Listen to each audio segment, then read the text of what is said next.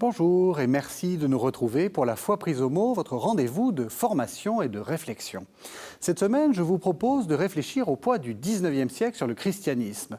Bien souvent, nous opposons un catholicisme ancien, sclérosé et formaliste que nous qualifions de tridentin, en référence à un concile du XVIe siècle, le concile de Trente, et le catholicisme de Vatican II, beaucoup plus adapté au monde moderne. Mais à quoi faisons-nous allusion exactement? À la liturgie, largement rénovée au XIXe siècle, à la morale, souvent formalisée au XIXe siècle, au rapport entre hommes et femmes, hérité du XIXe siècle, et si ce que nous prenons pour ancien était en fait beaucoup plus récent et remonté à ce fameux XIXe siècle. Telles sont les questions que j'ai posées à mes deux invités. Frédéric Gugelot, bonsoir. Bonsoir. Vous êtes professeur d'histoire contemporaine à l'Université de Reims. Et Jean-Pascal Gay, bonsoir. Bonsoir. Vous êtes professeur d'histoire de l'Église à l'Université catholique de Louvain. Alors, pour commencer, j'ai une question très naïve.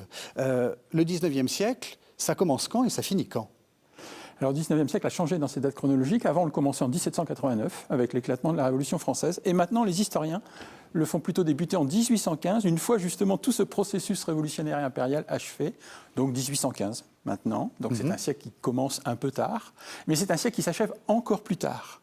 Car c'est un siècle qui ne s'achève pas avec la date logique de 1901, mais plutôt, de plus en plus, avec la Première Guerre mondiale en son sein, donc 1918, et parfois quelques suites, quelques succès d'années dans les années qui suivent. Donc un long 19e siècle. Vous êtes d'accord avec ce long 19e siècle? Évidemment, pas chronologie pure, mais dans ses mouvements. Disons que sur une chronologie d'histoire de l'Église, tout de même, on aurait tendance à vouloir réintroduire aussi un petit peu le moment révolutionnaire en raison du traumatisme fondamental que ça représente, mais aussi parce que l'Église a beaucoup reconfiguré son rapport à un certain nombre de questions par rapport à la question de la liberté dans l'épisode révolutionnaire. Voilà, si on fait par exemple, il y a une vraie différence dans la réception de la Révolution américaine de 1776 et la Révolution française. Et pour la fin, moi, il y a toujours un événement en histoire de l'Église qui me marque beaucoup, qui intervient pendant la Première Guerre mondiale, mais qui est très détaché de la Première Guerre mondiale, qui est la publication du nouveau code de droit canon de 1917, et qui manifeste vraiment un changement de rapport de l'Église à elle-même. C'est un code dont le modèle est paradoxalement plutôt le code civil, en réalité, qui notamment pose la question des droits et des devoirs des sujets que sont les baptisés à l'intérieur de l'Église. Et finalement, c'est un vrai bouleversement de la manière d'être de l'Église à elle-même par rapport à ce que pouvait être vraiment ce qu'on pourrait appeler l'âge tridentin, mais qui du coup, effectivement, contiendrait en partie le 19e, on va y revenir. Alors, je suis tout à fait d'accord. Le temps de l'Église, ce n'est pas le temps chronologique de l'histoire. Et je pense en effet que pour ce qui est du catholicisme et de l'Église, réintroduire l'événement révolutionnaire avec ce qu'il représente, parce que ça change toute la donne. C'est-à-dire, si on se plaçait dans l'Église du XVIIIe siècle, comment avait-elle pu se projeter dans le XIXe siècle? Je pense qu'elle ne pensait absolument pas qu'allait lui tomber dessus l'événement révolutionnaire. Ça, c'est évident. Et de façon intéressante, j'ajouterais au droit canon, au changement de 1917, la tentative de paix blanche de Benoît XV. Dans l'horrible massacre, c'est l'expression est de lui, de la Grande Guerre, il y a une tentative papale de proposer à tous les belligérants une paix blanche. Donc une paix blanche, c'est-à-dire on arrête la guerre là où on en est et on fait la paix et on essaye de voir comment on peut s'en sortir parce que le coût humain est trop important. Alors c'est un échec absolu parce qu'aucun des belligérants n'est en position d'accepter cette paix blanche. Évidemment, une partie du territoire français est occupée par l'armée allemande, la France ne peut pas accepter cette paix blanche. Mais cette proposition papale, elle a quelque chose de neuf, elle a quelque chose d'intéressant parce que c'est maintenant une autorité morale qui se met en place et non plus cet État qu'avaient pu représenter les États du Vatican au XIXe siècle. Et là, je trouve en effet qu'il y a des changements et qui sont intéressants. Déjà, on arrive dans le cœur de notre sujet. Effectivement, vous êtes en train de dire Benoît XV est plus le pape qui, comme Jean XXIII dit attention à la guerre nucléaire, paix sur la terre, etc. Donc une sorte d'autorité morale, et pas cet intervenant dans le concert des nations, en fait, qui était le pape plus ancien. Alors, il l'est au sens où, par exemple, la papauté va jouer un rôle humanitaire essentiel pendant la Grande Guerre.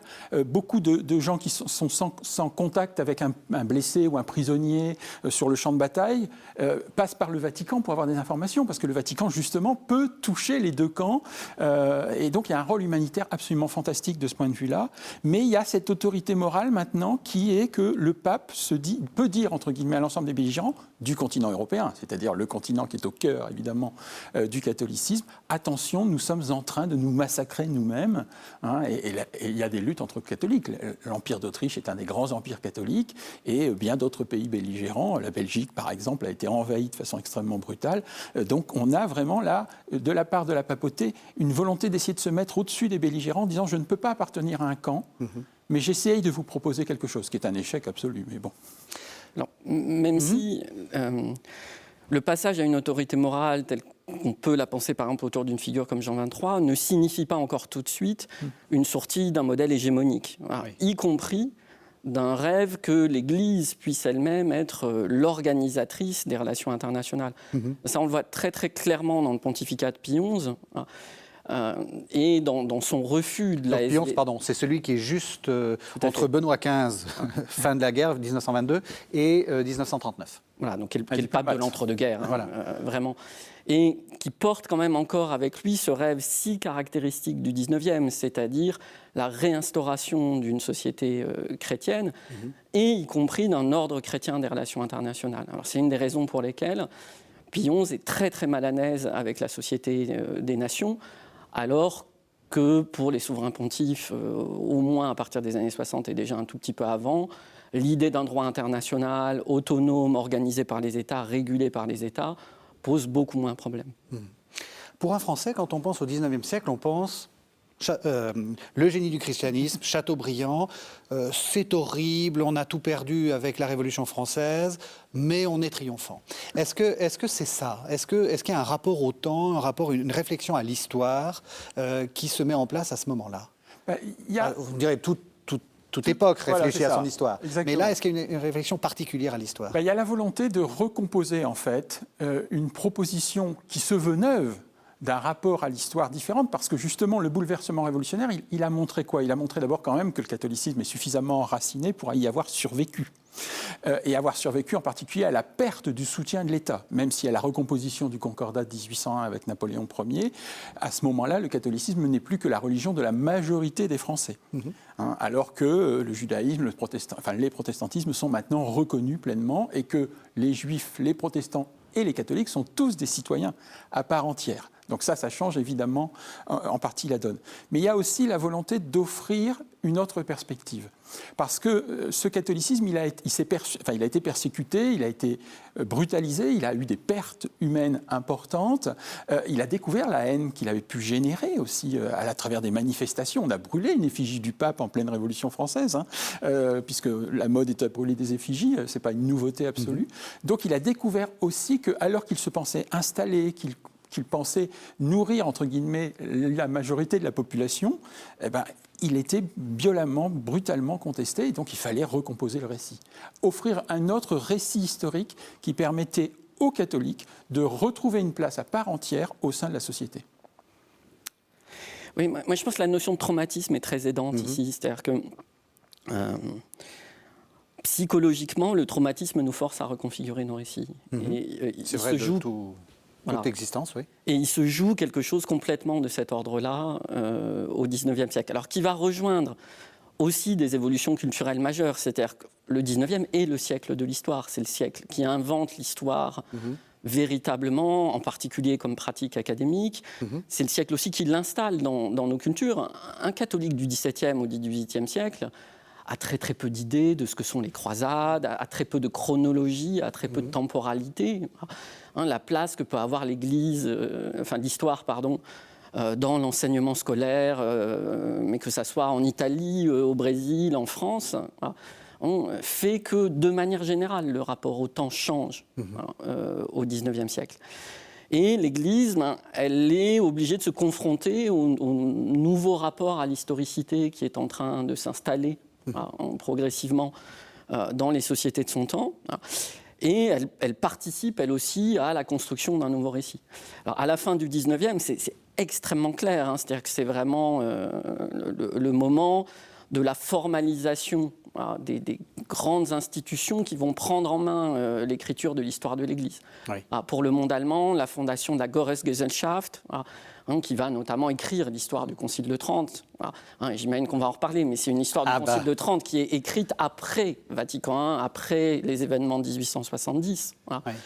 Mais c'est aussi le moment où les grands ordres religieux, on peut penser à la Compagnie de Jésus par exemple, se dotent de grands instituts historiques pour écrire leur propre histoire, pour publier leurs sources, avec y compris d'ailleurs, même si on est au temps de grands conflits autour du rapport à l'histoire en catholicisme, avec quand même aussi la conviction qu'un travail historique va avoir de véritables effets apologétiques, va permettre de montrer la contribution de l'Église aux sociétés dans lesquelles elle s'est inscrite, et de prouver aussi, d'une certaine manière, par l'histoire, la vérité du christianisme.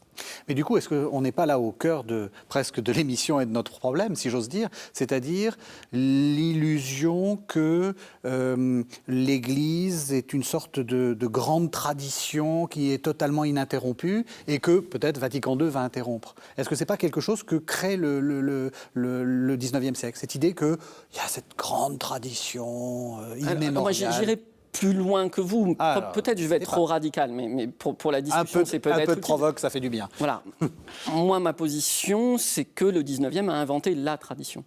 Carrément. Vous êtes d'accord? Assez. Voilà. C'est-à-dire que lorsque le Concile de Trente condamne la sola scriptura de Luther, c'est-à-dire condamne le fait qu'il n'y aurait qu'une seule autorité, qui serait l'autorité de l'Écriture, elle y ajoute les traditions. Mais la conception des traditions au Concile de Trente est quand même largement une définition qui est assez close. C'est-à-dire qu'en fait, il y a un dépôt de la foi, un depositum fidei, et ce dépôt de la foi, c'est la révélation telle qu'elle est reçue à travers l'Écriture, et les révélations faites notamment par le Christ aux apôtres et transmises par tradition, mais qui constituent en réalité un dépôt clos. Oui, c'est ça. Pas de, c'est juste ce que l'Église redit des apôtres, en fait. Voilà, ce que l'Église a reçu, alors qu'il peut nécessiter parfois d'être explicité, redécouvert, réexploré. Voilà. Mais ce dépôt des traditions, il est clos. Voilà. Et on trouve très très peu dans les traités sur la foi au XVIIe ou au XVIIIe le mot hypostasié de traditio, enfin la tradition majuscule, si vous voulez. Et la tradition majuscule, c'est vraiment le XIXe siècle qui va la créer, avec d'ailleurs de très très fortes tensions entre une ligne de tradition qu'on pourrait appeler la tradition magistère, en fait. C'est-à-dire la tradition, c'est l'interprétation que le magistère vient offrir du depositum fidei, et une tradition vivante, c'est-à-dire quelque chose qui serait... si on prend les mots du cardinal Newman, quelque chose de l'ordre d'un développement dogmatique, de la poursuite de l'interprétation du dépôt de la foi par une Église vivante qui la retranscrit dans son langage, mais qui en même temps la réinterprète en permanence. Ce n'est pas du tout des manières de penser le temps qui sont celles du XVIIe ou du XVIIIe. C'est vraiment caractéristique du XIXe siècle, et j'ai envie de dire... Alors, d'une certaine manière, il y a une généalogie longue au XIXe, puisque, évidemment, c'est aussi lié à la pensée traditionnaliste au sens politique du terme, avec des figures comme Joseph de Maistre ou Louis de Bonald, dans le cas de la France. Mais toujours en lien avec la Révolution française, et pas du tout en lien avec le Concile de Trente. Enfin, je veux dire, ou une sorte d'épouvantail du Concile de Trente. Voilà, tout à fait. Et c'est aussi vraiment quelque chose qui se formalise dans la seconde moitié du XIXe, et en particulier, bien sûr, autour de Vatican I. En 1863, Charles Baudelaire définit dans un article ce qu'est la modernité. Et pour lui, la modernité, c'est le contingent, le mouvant, l'éphémère en quelque sorte. Et on a une accélération de l'histoire déjà au XIXe siècle, qui est une accélération aussi tout court du monde technique autour, le train évidemment en étant l'un des symboles. Et cette accélération de l'histoire, elle bouscule toutes les sociétés civiles, elle bouscule toutes les traditions évidemment, mais elle bouscule aussi toutes les institutions. Or, une des forces qui va être du catholicisme au XIXe siècle, et par exemple ce qui en fera une force attractive pour certains convertis à la fin du XIXe siècle sur lequel j'ai travaillé, c'est que justement l'Église va apparaître, elle, comme immuable. C'est ça. comme stable, comme une sorte de repère, de point de repère, en quelque sorte, dans un monde mouvant. Il y a une très belle image de Piété de Pie XI, où on voit, en fait, Pie XI tenant la barre de la barque de Saint-Pierre, en quelque sorte, dans une mer extrêmement agitée. L'époque est agitée, le temps est agité, et les gens le vivent comme tel. Perte de repères, perte de sens, ou ainsi de suite et tout. Et dans ce monde mouvant, l'Église catholique va apparaître comme un point fixe, un point solide, un point de repère auquel on va pouvoir, en quelque sorte, se rattacher. Et alors du coup, est-ce qu'on irait jusqu'à dire que lorsque Vatican II prétend remettre l'Église en mouvement, si on peut dire, c'est un catholicisme des années 50, 50 ans avant Vatican II qu'elle est en train de... ou est-ce que c'est vraiment... comment est-ce qu'on peut caractériser cette... Je pense qu'il faudrait distinguer une Église qui, effectivement, sort de Vatican I avec une forme de fermeté dogmatique, idéologique même, on peut le dire, parce que c'est deux visions du monde qui s'affrontent, avec un rapport au monde moderne qui n'est pas résolu, puisqu'elle se pose dans une position de refus de la modernité, avec un repli sur la sacristie, parlera l'historien italien Miccoli, et les catholiques et le catholicisme au sens large, où là il y a trois positions qui se dessinent. Il y a une première position qui est celle du refus de la modernité. Et on maintient en quelque sorte l'essentiel. Il y a une deuxième position qu'on appellerait libérale, entre guillemets, mais qui serait, le terme est un peu abusif, qui est, on va entrer dans la modernité pour la christianiser, c'est-à-dire de l'intérieur. Et ça sera en particulier une partie des tentatives du XXe siècle. Et puis il y a une troisième option qui est l'accommodement. C'est-à-dire qu'on essaye de préserver l'essentiel et qu'on lâche quand de toute façon on n'a plus le choix. Ce qu'il faut lâcher. Et je pense que ces trois positions-là, qu'on ne retrouve pas seulement dans le catholicisme, le judaïsme s'est posé la même question au XIXe siècle, avec la réaction orthodoxe, la réaction libérale et la réaction, entre guillemets, conservatrice, d'accommodement avec le monde moderne. Donc on accepte certaines choses, mais on préserve l'essentiel. Ces trois positions-là, c'est celles, je trouve, de l'ensemble de l'institution hors de l'Église elle-même en tant que corps. Et là, je pense que les catholiques ont trouvé leur place au XIXe siècle. Et je pense que Vatican II s'inscrit en fait non pas dans une réaction à Vatican I, parce qu'au départ, Vatican I est inachevé par l'éclatement de la guerre entre la France et les États allemands, qui contraint les troupes françaises à quitter Rome pour rejoindre le front en France, et qui laisse le pape, en quelque sorte, sans protection par rapport à l'unité italienne qui s'est constituée en dehors de Rome, et Vatican I s'achève brutalement. Donc Vatican I n'est pas achevé aux yeux de la papauté. Et au départ, quand Vatican II, d'ailleurs le pape s'est posé la question, est-ce qu'il faut rouvrir Vatican I, c'est-à-dire est-ce qu'on rouvre un Vatican qui n'est que la suite du premier, ou est-ce qu'on crée un nouveau concile qui s'appellerait donc Vatican II ? Et là, ce premier choix, déjà, il se pose au départ. Est-ce qu'on peut dire que l'horrible concile conservateur, ce n'est pas le concile de Trente, c'est le concile de Vatican I ? Alors, c'est une manière de poser la question qui est très compliquée pour l'historien. Oui, je sais bien, c'est pour ça. Il n'y a pas d'horrible concile et il n'y a pas de concile conservateur. Ouais. Disons, pour rebondir sur ce que Frédéric disait, moi, il me semble quand même que une des différences entre ces deux moments, le moment des années 1870 et le moment des années 1960, c'est justement sur la question du rapport au temps et en particulier du changement. C'est que, et c'est quand même finalement un des programmes que donne Jean XXIII au Concile, l'objet de Vatican II, c'est de changer quelque chose. C'est qu'il y a finalement l'acceptation d'un principe de changement. Alors que ce qui caractérise et le catholicisme, enfin en tout cas une partie du catholicisme du XIXe, et certainement de ce point de vue-là Vatican I, c'est dans les faits des changements absolument radicaux, mais par contre un refus d'expliciter le changement. Et c'est là évidemment que la notion de tradition, elle a un pouvoir pour résoudre les contradictions qui est extrêmement puissant. C'est-à-dire que le XIXe siècle est un siècle d'innovation catholique permanente, qui change profondément le système catholique par rapport au XVIIe et au XVIIIe, mais où il est impossible d'expliciter et de regarder en face le changement, et la tradition vient lisser les différences dans le temps. Et il me semble de ce point de vue-là que Vatican II, tant dans son rapport au changement, mais aussi dans la manière dont il reconfigure le concept de la tradition, pour finalement l'accepter aussi comme un principe de changement, là, a introduit une différence majeure par rapport à Vatican I. Est-ce qu'on peut aller jusqu'à dire, je suis toujours aussi provocateur, que Vatican I change sans le dire et Vatican II change peut-être moins qu'on l'a cru, mais en le disant? Alors là, moi, je vous rejoins complètement. C'est-à-dire, je pense que... C'est même pas de la provocation. Voilà, moi, je pense que Vatican II a changé beaucoup moins de choses qu'on ne le pense. Et qu'en réalité, d'ailleurs, c'est un peu un paradoxe, mais que Vatican II est le dernier concile confessionnel. C'est-à-dire le dernier concile marqué par un rêve d'identité entre l'Église et la société, marqué encore par le rêve qu'on pourrait dépasser la sécularisation.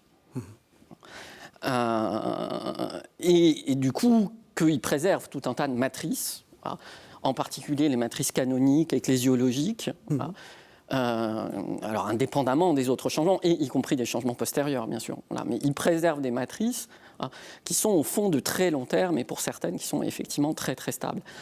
Et à l'inverse, les innovations en particulier de la constitution Pastor Aeternus à Vatican I, donc c'est la constitution ecclésiologique, donc celle qui concerne l'organisation de l'Église, c'est-à-dire celle qui à la fois établit dogmatiquement l'infaillibilité pontificale, alors qui faisait largement débat, mais qui était quand même débattue, c'est-à-dire au sens où c'était aussi une question qui était explicitement posée dans le catholicisme de l'âge moderne, mais qui surtout introduit la juridiction immédiate du souverain pontife sur l'ensemble des fidèles, sur l'ensemble du clergé, sur l'ensemble des évêques, ce qui là, pour le coup, constitue une innovation absolument radicale par rapport à ce qu'étaient les ecclésiologies du XVIIe et du XVIIIe siècle. Alors, tout ça au nom de la tradition, effectivement. Qui est un des grands traits du catholicisme. Si vous voulez modifier quelque chose au sein du catholicisme, la seule justification qui se pose, c'est le retour aux origines. Oui. C'est tout simplement le fait de maintenir la tradition, de revenir à la tradition qui permet de justifier une évolution. Avec de façon intéressante, au même moment, par exemple, entre le roman Fabiola de Nicolas Weisman en 1854 et Quo Vadis en 1895 de Sienkiewicz, on a en même temps une vraie passion, par exemple, pour les premiers chrétiens. C'est-à-dire, on regarde à nouveau les premiers chrétiens. Alors, des chrétiens qui ont vécu leur foi en temps de persécution, qui ont fait face aux difficultés du temps et qui ont réussi à les surmonter, ou ainsi de suite. Donc un exemple à donner aux fidèles. Mais ce retour des premiers chrétiens, il se retrouve tout autant dans la littérature produite par des catholiques, et même parfois par des clercs catholiques, qu'au sein, en effet, de l'institution. Parce que c'est la seule c'est le moyen qui permet de justifier. Et l'appel à la tradition avec un grand T, ça je suis entièrement d'accord avec Jean-Pascal, c'est vraiment le moyen de dire, voilà, en fait, ce qu'on fait, c'est simplement ce qu'on a toujours fait, mais on l'avait en partie oublié, en quelque sorte, où ça avait dévié, parce que l'homme étant ce qu'il est. Mais justement, pour ne pas donner l'image d'un catholicisme très conservateur au XIXe siècle, quelles sont les innovations? Est-ce qu'il y a des choses que vous pouvez pointer en disant, là, il y a ça beaucoup, alors il y a eu cette question ecclésiologique, mais je ne sais pas, est-ce qu'il y a des choses qui ont vraiment été une révolution, ça c'est le mot qu'il ne voulait surtout pas prononcer, par rapport au XVIIIe? Moi, je suis très intéressé par tout ce qui est passage, par exemple, de la religion de la prescription. Voilà ce qu'un fidèle doit faire, à une religion en fait où le fidèle constitue sa propre foi. Alors c'est un processus qui est lent, mais le XIXe siècle il tient sa place importante. La place des retraites, la place des directions, l'attention au culte des saints, au Sacré-Cœur, une religion plus émotionnelle, plus sentimentale, avec tous les travers que cela peut représenter, mais qui est réelle. La place de Marie. Qui est ultra dominante au XIXe siècle. En 1876, le curé de Fienne, dans le Pas-de-Calais, constate qu'il a baptisé 16 filles dans sa paroisse. 14 portent le prénom de Marie. Donc vraiment, ça le frappe. D'ailleurs, si on regarde les enfants Martin, je veux dire, c'est pas Thérèse, c'est Marie-Thérèse. Alors évidemment, s'il fallait appeler tous les enfants Marie et pour les appeler à table, c'est pratique, mais ensuite, quand on n'en veut qu'un seul, il faut les appeler par le deuxième prénom, quoi. Oui. Donc Marie devient une figure, mais qui est une figure maternante, consolatrice. Donc il y a une religion plus émotionnelle, plus sentimentale, qui peut offrir à l'individu, au moment où il progresse, le XIXe siècle, c'est aussi la reconnaissance de l'individu dans sa constitution, une religion qui est plus accessible et qui permet de mieux définir ce pourquoi on est croyant, en fait, je pense. Alors, même si de ce point de vue-là, moi, j'ajouterais qu'il y a de vrais paradoxes. C'est-à-dire que si on pense le XIXe comme le temps d'une sortie d'une religion de la prescription, il faut aussi constater que le système normatif catholique a, lui, au contraire, très, très fortement tendance à se bloquer Voilà. Et notamment aussi parce qu'il est rechargé politiquement. C'est-à-dire que ce n'est pas du tout la même chose d'adhérer aux normes du XVIIe et du XVIIIe, où les normes de l'Église et les normes de la société se rejoignent profondément. Et par contre, évidemment, d'adhérer aux normes au XIXe dans un temps où un catholique est quelqu'un qui vit désormais avec la possibilité de ne plus être catholique, et qui est évidemment beaucoup plus présente qu'auparavant. Et ce qui est très, très caractéristique, c'est que, effectivement, l'institution a tendance, pour le coup, à beaucoup figer le système normatif. Alors, on le voit sur tout un tas de questions, alors parfois très techniques. Si vous prenez, par exemple, la question des cas réservés, c'est-à-dire les choses que vous ne pouvez pas confesser à votre confesseur normal. C'est un système qui meurt au 19e. Par exemple, au 17e, alors qu'est-ce que vous pouvez faire c'est vraiment les péchés graves, si vous avez frappé un prêtre. Et là, je ne peux pas m'en... Voilà, où vous êtes... alors, c'est surtout beaucoup pour les religieuses et les religieux dans leur congrégation. Voilà, les péchés sexuels, par exemple, souvent sont des cas réservés dans les ordres religieux. La masturbation, par exemple, est souvent un cas que le confesseur normal ne peut pas normalement absoudre. Et donc, dans ces cas-là, on remonte au supérieur. Voilà, soit on va se confesser au supérieur, soit le confesseur accorde une autorisation pour que le fidèle soit absous. Alors, il se trouve que le système est maintenu, il meurt en fait en 1917. Il en reste vaguement quelque chose, mais concrètement, à partir du Code de 17, c'est absolument fini. Et par contre, pendant tout le 19e, on a essayé de le maintenir de manière un peu forcenée. Les jésuites, par exemple, ils ont de gros débats lorsqu'on rétablit la Compagnie de Jésus pour savoir s'il faut rétablir ça. Et puis ils le rétablissent tel quel, en disant parce que si on ne le fait pas, on n'aura pas l'air d'être des vrais jésuites. C'est vrai. Et en même temps, pendant tout le siècle, ça ne marche pas. Mais la norme, il ne faut pas la changer. Alors ça, c'est vraiment très, très caractéristique. C'est-à-dire que ce système de catholicisme de prescription a tendance à dysfonctionner, a tendance à créer des difficultés pour les fidèles. Il est aussi en même temps très intégré par les fidèles, c'est-à-dire qu'on le voit bien par exemple sur les questions, vraiment là encore, les questions de sexualité sont très parlantes. Si on prend les lettres à l'abbé Violet dans les années 30, on voit vraiment comment des hommes, des femmes, des campagnes françaises adhèrent avec une force immense aux normes religieuses et morales qui leur sont proposées, avec parfois beaucoup de tensions intérieures. De déchirement. Et beaucoup de déchirements. Et donc le système est vraiment maintenu et d'une certaine manière rigidifié et rechargé politiquement, dans le même temps où il ne fonctionne plus vraiment. Au point justement que, par exemple, sur ces fameux cas réservés, le Code de 17 finit par reconnaître que tout ça n'existe plus vraiment, ou en tout cas ça n'existe plus que pour le pape, qui est le seul apte à réserver des choses, et puis c'est terminé. Claude Langlois a parlé de dissonance rituelle, par exemple. C'est-à-dire le fait qu'on pouvait parfaitement aller à la messe et ne pas très apprécier ce qu'il y avait à dire en confession, par exemple. Et la confession a été un vrai enjeu au XIXe siècle, d'abord parce que les exigences ont augmenté, les questions ont augmenté. Dans les convertis, par exemple, que j'ai étudiés, beaucoup d'entre eux sont en fait des enfants baptisés catholiques, mais qui ont rompu à l'adolescence avec l'Église et qui ne retrouvent la foi qu'ultérieurement. Et la rupture se situe en particulier sur la question de l'aveu de la sexualité et de l'aveu de la sexualité dans le confessionnal. Il y a un vrai enjeu de la sexualité, que ce soit sur le crime donnant, que ce soit autour des questions sexuelles, de la découverte de la sexualité au sens large. Et là, il y a un vrai enjeu que la réaffirmation sans cesse de la norme, qui est nécessaire au sein de l'institution, fait qu'en fait, l'Église ne voit pas le changement qui est en train de se produire. Et elle n'arrive pas à suivre, au fond, le fait que les fidèles entrent dans une forme de dissonance rituelle. Donc, ils vont continuer à aller à la messe. Et puis, ils vont moins avouer ce qu'ils font dans leur lit, entre guillemets. Par exemple, est-ce qu'ils pratiquent la méthode du retrait pour éviter d'avoir des enfants ? Et c'est la même chose qu'un siècle plus tard à la question de la pilule. C'est-à-dire que cette dissonance rituelle, elle est effective. Ça n'empêche pas qu'on est croyant, ça n'empêche pas d'aller à la messe, ça n'empêche pas qu'on essaye de pratiquer sa foi, mais progressivement, on prend parfois de la distance avec le message réaffirmé sans cesse des normes. Et ça, c'est vraiment très puissant, je trouve. Et la question sexuelle est une question qui est au cœur. Justement, oui, c'est ça. Mais elle est au cœur de tout le 19e siècle, pas simplement du 19e siècle ecclésiastique, si j'ose dire. Parce qu'on a souvent l'image d'un 19e siècle. Alors, les Anglais parlent de victorien, avec une sorte de poids moral, justement, mis sur les péchés. Est-ce qu'on est dans ce même fonctionnement où il y a une sorte de norme qui se met en place à laquelle les individus essaient de finalement de réagir. En fait. Oui, on est dans la contradiction du 19e siècle. C'est-à-dire qu'on est un siècle qui, par beaucoup de traits, est très puritain, et qui, dans l'affirmation publique, le sera, et qui ensuite, dans la pratique, vous distinguez bien que, par exemple, le crime d'adultère, qui, sur le plan du code pénal, peut être extrêmement poursuivi, extrêmement condamné, et si vous regardez la pratique effective des condamnations, on voit que sur le cours du siècle, ça s'atténue, et que là où on pouvait prendre de la prison ferme au début, on ne prend plus que quelques mois en sursis à la fin, ou des choses comme ça. Bon. Donc, il y a, au fond, une norme sociale réaffirmée sans cesse, extrêmement puritaine, et qui a des lieux extrêmement symboliques. Le procès Bovary, par exemple, autour de Flaubert, c'est tout à fait significatif de cette réaffirmation. Et en même temps, au fond, une société qui met en place plus de doutes, plus d'incertitudes, et qui vit de plus facilement avec son doute, avec son incertitude, et avec ses dissonances, si on veut reprendre le terme de Langlois. Moi, je dirais que la question qui a aussi plus large, qui inclut la question de la sexualité, ou plutôt dont la sexualité constitue un test, c'est en fait la question révolutionnaire, c'est-à-dire la question de l'autonomie du sujet. Oui, c'est ça.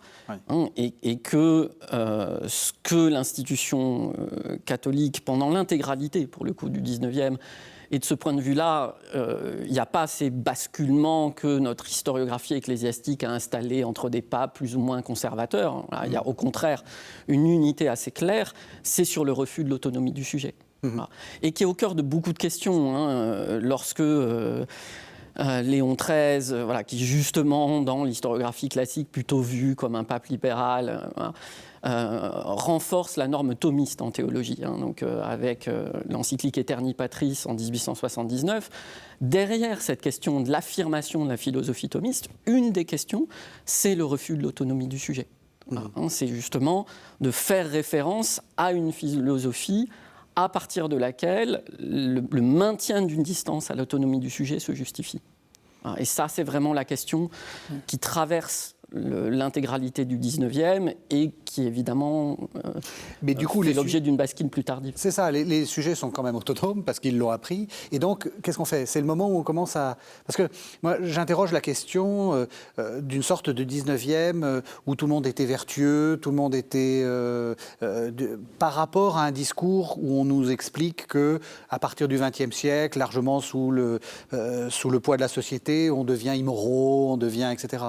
Vous vous dites, c'est de la reconstruction, en fait. Oui, c'est de la reconstruction. Le problème, entre guillemets, pour l'institution, c'est que ce n'est pas simplement qu'il y a une affirmation théorique de l'autonomie du sujet par des nouvelles philosophies politiques. Sinon, d'ailleurs, ces philosophies politiques n'auraient pas connu le succès qu'elles ont connu, et les États libéraux n'auraient pas accepté, à partir disons, dans la seconde moitié du 19e, d'être justement des acteurs de la construction politique de cette autonomie du sujet. Si un succès de cette idée politique d'une autonomie du sujet, c'est aussi parce qu'on a une montée en compétences des laïcs. On a désormais des laïcs qui sont des laïcs éduqués. Ça, c'est vraiment quand même un phénomène majeur et qui change absolument tout. Et en même temps, il y a aussi désormais la possibilité, qui est aussi offerte par les États libéraux, qui à un moment, ça vaut pour le protestantisme comme pour le catholicisme, accorde une véritable liberté religieuse et la possibilité de sortie. Cette autonomie, elle est là, et les acteurs les construisent à toutes les échelles. Ils les construisent à une échelle politique, à une échelle familiale, à une échelle relationnelle, y compris dans leur manière de se construire eux-mêmes. Et effectivement, l'institution catholique au XIXe ne sait pas quoi faire de cette autonomie, ou plutôt elle est installée dans un refus de cette autonomie du sujet. Ça, c'est tout à fait clair. Du coup, je continue avec cette idée de construction d'une Église qui veut être parfaite, etc. Enfin, ou disons dans l'image que l'on a peut-être, puisqu'on a quand même l'idée d'une décadence morale, où on a construit ça comme ça. Est-ce qu'on peut dire que les affaires qu'on connaît dans l'Église catholique actuelle remontent peut-être pas simplement aux années 30 ou 50, mais ont une longue histoire? S'il faut mettre une fin au Concile de Trente, c'est ce qui se passe dans la question des abus sexuels. Ça me semble évident. Et de façon intéressante, il y a une vigueur de l'anticléricalisme au XIXe siècle qu'on oublie parfois, parce qu'on sait que l'anticléricalisme est une réalité qui perdure de façon sous-latente, parfois de façon... Mais au XIXe siècle, c'est un anticléricalisme extrêmement violent, extrêmement brutal, mais qui se perçoit comme libérateur. Et qui, en particulier, met en avant quoi ? Bon, l'alliance, la fameuse alliance des puissants, le fait que l'Église, au fond, soutient toujours les pouvoirs monarchiques, l'armée, et ainsi de suite et tout, mais surtout la dissonance entre les exigences morales et la réalité de la pratique de l'Église. Et entre autres, un des enjeux, c'est la question des abus sexuels, déjà. Il y a déjà des grandes affaires d'abus sexuels. Alors, ça reste des affaires en nombre, hein, évidemment, beaucoup moins importantes que celles qui sont maintenant révélées par les différents rapports dans les différents pays. Mais cette question-là, et la question de la pédophilie en particulier, est déjà extrêmement présente. C'est vraiment un des grands arguments utilisés contre l'Église à l'époque, au nom de cette dissonance entre son exigence morale et la réalité, entre guillemets, de ces pratiques. Alors, il ne faut pas non plus, je dirais, exagérer, mais cet anticléricalisme, il est réel, il est vivant, il est puissant, il peut même parfois être croyant. Il y a un anticléricalisme croyant parce que dans le rapport entre les fidèles et les clercs, il y a parfois envie de dire aux clercs, bon, excuse-moi, mais avant de venir voir ce qui se passe chez moi, regarde un peu ce qui se passe chez toi, des choses comme ça. Donc il y a aussi cet anticléricalisme-là, il dit bien quelque chose de la relation de l'autonomie du sujet par rapport à cette institution qui n'est plus capable, alors elle est capable d'affirmer la norme, d'ailleurs on veut qu'elle affirme la norme, hein. C'est une exigence, y compris des fidèles, en disant il faut que vous nous disiez ce qu'il doit en être, y compris parfois sur quel livre je peux lire, quel livre je ne peux pas lire, et plus tard quel film je peux voir et quel film je ne pourrais pas voir, et ainsi de suite. Et je pense que un des grands apports de Vatican II, c'est la reconnaissance du caractère adulte du fidèle, c'est-à-dire que maintenant on ne va plus lui dire tu ne dois pas lire tel livre, mais tu dois, toi, en tant que croyant, en tant que catholique, te dire est-ce que je vais lire tel livre ? Est-ce que je vais voir tel spectacle ? Est-ce que je vais voir tel film ? Ou ainsi de suite.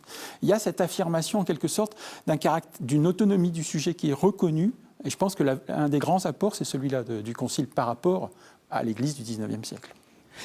Pour revenir sur la question des crimes sexuels, et notamment des crimes sexuels commis par des membres du clergé, quand on travaille sur du temps plus long, c'est un phénomène endémique. Hein. Vous voulez dire même beaucoup plus long même au que le XVIe siècle. 19e siècle, c'est-à-dire que les archives du XVIe, du XVIIe, du XVIIIe, quand on les fréquente, en particulier les archives inquisitoriales, parce que là où il y a des inquisitions, ce sont les inquisitions qui ont la charge de réprimer ces crimes-là, le nombre de dossiers est absolument considérable. Voilà. Donc c'est un phénomène endémique. Voilà. Mais il y a justement, c'est une des choses qui est très intéressante, c'est qu'il y a un moment 19e des violences sexuelles. Il y a une vraie reconfiguration du rapport à ces violences dans l'Église à ce moment-là.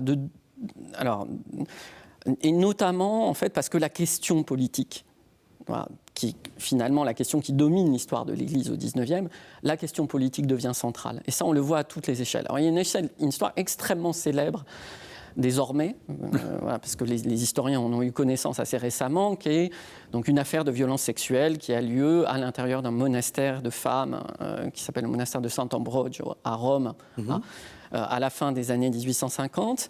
Et ce qui est extrêmement frappant et très différent par rapport au XVIIe et au XVIIIe siècle, c'est ce qui permet à la maîtresse des novices, qui est responsable des violences sexuelles commises sur d'autres sœurs, c'est l'autorité qui lui est accordée par des hommes, par des femmes, en raison des craintes apocalyptiques liées justement à l'angoisse révolutionnaire. Il y a un lien très fort entre la possibilité d'avoir une autorité mystique conduisant à des violences sexuelles et les craintes politiques du 19e. Et de la même manière, lorsqu'on parle des affaires qui, elles, font l'objet d'une certaine publicité, il y en a une extrêmement célèbre pour l'Italie du début du XXe siècle, qui est l'affaire Eugène Bourg, donc, qui voit un prêtre responsable d'enfants, parce qu'évidemment, il y a aussi ça, hein, c'est-à-dire que le 19e, c'est aussi le siècle de l'éducation catholique, de Don Bosco, qui crée aussi un contexte où des violences sexuelles sur mineurs sont possibles. Voilà. Et cette affaire de 1904, mais comme tant d'autres, hein, il y en a vraiment beaucoup, elle, effectivement, elle est complètement saisie aussi par des anticléricaux en Italie, mais comme les anticléricaux en France se saisissent, bien sûr, notamment au moment de la séparation, mais déjà, en fait, pendant la séquence républicaine, hein, des années 1880 jusqu'à 1905, les anticléricaux se saisissent des dossiers de violences sexuelles commis par des clercs, et à l'inverse, évidemment, ça renforce un réflexe de silence. Hein, c'est-à-dire que dans l'institution catholique au XVIIe et au XVIIIe siècle, si le silence intervient sur les violences sexuelles, il intervient parce qu'il y a la crainte du scandale. Et que c'est vraiment Voilà, alors, le scandale qui fonctionne comme critère de la relative publicisation ou de l'absence de publicisation. À partir du 19e, et notamment surtout de la fin du 19e, l'enjeu du silence est beaucoup plus fort. Parce que désormais, l'enjeu du silence sur les crimes sexuels est un enjeu politique. C'est ça. Et c'est ce qui explique, par exemple, qu'une église comme l'église de France, qui est confrontée à un anticléricalisme peut-être plus fort que d'autres, c'est peut-être beaucoup plus menti que d'autres à elle-même sur la réalité de ces violences sexuelles, parce que, justement, voilà, elle se les est beaucoup cachées, notamment parce qu'il était politiquement stratégique de les cacher. Vous voulez dire que donc laver son linge sale en famille, d'une certaine façon, et plus on est dans un contexte d'opposition, plus ça devient central. Oui, et moi je dirais que c'est vraiment se laver son linge sale en famille. Il y a un moment 19e de ça. C'est-à-dire que Oui, c'est ça. Voilà, au 18e, au 17e siècle, les dossiers, si les communautés les publicisent, parce que c'est allé trop loin en général, on peut repérer un certain nombre de frontières, le dossier arrive à publicité. Voilà. Alors que au 19e, à partir, et surtout de la fin du 19e, la crainte que l'adversaire se saisisse du dossier vient évidemment renforcer les logiques de silence et les logiques de gestion en interne pour éviter une conflictualité qui est objective. C'est-à-dire que vraiment, les anticléricaux ne rateront aussi jamais ces dossiers-là. Voilà. Mais ça, évidemment, vient renforcer un réflexe de silence. Frédéric Gugelot. Alors, on oublie une chose toute simple, c'est une sorte de naissance de l'opinion publique. Le 19e siècle, c'est aussi le temps des rotatives, le temps du boom de la presse, avec une explosion des journaux. Le Petit Parisien tire à 1 million d'exemplaires. Je veux dire, ça ferait rêver le moindre journal français actuel, et beaucoup de journaux dans le monde, au sens plein du terme. Donc, cette publicisation, elle existe. Il y a le relais, par exemple, de l'anticléricalisme dans la caricature, dans l'image, dans le texte. Il est possible parce qu'il y a aussi, justement, et on retrouve ce qu'avait dit Jean-Pascal sur le fait qu'on a maintenant des fidèles, alors non des habitants au sens large, mais les fidèles aussi, qui savent lire, qui savent écrire, qui peuvent eux-mêmes mobiliser d'autres sources que celles qui sont fournies par l'Église enseignante. C'est-à-dire que l'Église enseignée n'est plus seulement nourrie par l'Église enseignante, elle peut trouver aussi à l'extérieur d'elle d'autres éléments qui peuvent à la fois nourrir sa foi, mais aussi mettre en place ou instiller le doute, l'inquiétude, l'interrogation, ou ainsi de suite et tout. Et l'explosion aussi de ces affaires d'anticléricalisme, et la puissance aussi de cet anticléricalisme, il est lié aussi à sa capacité à mobiliser, par exemple, la caricature, le dessin, dont la diffusion est devenue extrêmement facile parce que le coût de production de tous ces produits s'est effondré, tout simplement, avec l'explosion technique. Et on a vraiment... Je veux dire, la presse de l'époque, c'est les réseaux sociaux de maintenant. Je veux dire, on dit toujours les réseaux sociaux nous inquiètent, regardez ce qu'ils faisaient, mais on regarde la presse dans les années 1860, 1890, par exemple, on a vraiment une diffusion grand large. Et puis, tout le monde peut trouver sa presse. C'est-à-dire que vous avez tel camp, vous avez tel journal, vous avez tel intérêt, on a vraiment là une diffusion grand large qui aussi favorise tout cela. Et l'opinion publique existe, naît, et je pense que c'est une des erreurs, par exemple, de la papauté, quand elle a publié le syllabus juste avant la Noël 1864, elle publie un texte qui, pour elle, est typiquement le texte normatif. C'est-à-dire, voilà les erreurs que nous condamnons, dans la fameuse proposition 80, le pape ne doit pas se concilier avec le monde moderne, entre autres. Or, c'est un texte extrêmement brutal, et volontairement extrêmement brutal. Sauf que ce qu'ils n'ont pas compris, c'est que ce texte, il va maintenant être connu dans le monde entier, parce que sa diffusion ne sera plus interne seulement à l'institution de l'Église enseignante vers l'Église enseignée. Et Pierre Larousse, dans son grand dictionnaire universel du XIXe siècle, donc qui est publié peu après, dans sa notice syllabus, qu'est-ce qu'il dit ? Que c'est un crime contre la conscience et la raison humaine. Et il ajoute une formule magnifique par rapport aux discussions que nous avons. Il n'est plus le temps où Josué arrêtait le soleil. Et façon de dire, en fait, il le précise, que le pape et le monde moderne, c'est fini, la rupture est complète et entière sur ce texte. Et en fait, la papauté n'a pas pris conscience de l'émergence de cette opinion publique et de la capacité qu'ont maintenant les fidèles de chercher ailleurs ce qui avant était tout simplement de l'ordre de la prescription. On a été très négatif dans ce que vous dites. Il y a aussi le fait que l'Église a accompagné par l'éducation. Enfin, vous parliez de ces grands mouvements d'éducation populaire qui vont ensuite donner la JOC, etc. On voit bien que l'Église n'est pas simplement cette institution refermée, conservatrice, etc. Ah non, pas du tout. D'abord, il faut rappeler sa puissance humaine tout court, le nombre de fidèles, le nombre de clercs, ou ainsi de suite et tout. Et vous trouvez toujours... D'abord, il y a une presse catholique, on essaye de fonder une science catholique, il y a des écrivains qui se revendiquent du catholicisme, c'est-à-dire qu'en fait, au sein d'un monde qui se diversifie, qui se pluralise, je pense que c'est le terme le plus juste, on peut voir émerger, on a une préhistoire catholique, Boissonny à Breuil, de l'abbé Boissonny à l'abbé Breuil, on a des prêtres qui se coltinent la question de la préhistoire en se disant voilà comment on peut concilier ce que le texte sacré nous apprend, entre guillemets, et ce qu'on trouve, et ce qu'on découvre, ainsi de suite. Donc il y a une vraie volonté d'adhérer à son temps et à son époque.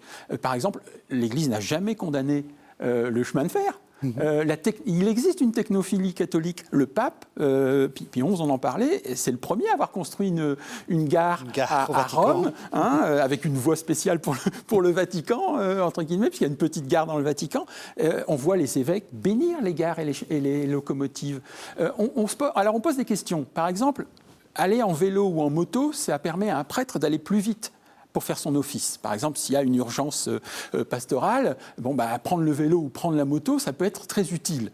Sauf que quand on est en soutane, évidemment, ça pose quelques difficultés. Alors, l'Église pose les limites en disant, vous pouvez utiliser le vélo, vous pouvez utiliser la moto, mais pudiquement. La radio, vous êtes pêcheur de Terre-Neuve, vous agonisez. Trouver un aumônier en pleine mer, au large de Terre-Neuve, c'est pas possible. Alors, est-ce qu'on peut utiliser la radio pour confesser, en quelque sorte, un agonisant pêcheur sur les bancs de Terre-Neuve ? L'Église répondra oui. Alors, elle exigera que, on identifie que la personne qui vous réponde soit bien la personne qui doit vous répondre, et que personne d'autre n'entend ce qui se passe entre le prêtre et le fidèle. Mais elle acceptera cette technologie. Il y a une technophilie catholique. Alors on arrive à la toute fin de l'émission. J'ai envie de vous poser une dernière question. Est-ce que vous diriez que c'est aussi un siècle féministe ? Est-ce que c'est un siècle qui va changer le rapport ? Alors moi je dirais que c'est un siècle... Ou est-ce que c'est l'horrible siècle qui... C'est un siècle d'agentivité féministe. J'utilise un terme un peu technique de sciences sociales, c'est-à-dire la capacité des acteurs à agir par eux-mêmes.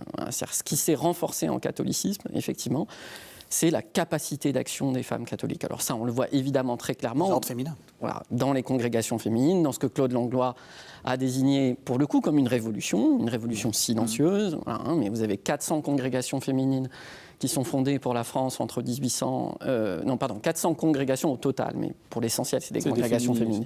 Entre 1800 et 1880 pour la France, on avait 185 pour l'Italie, plus de 70 en Espagne.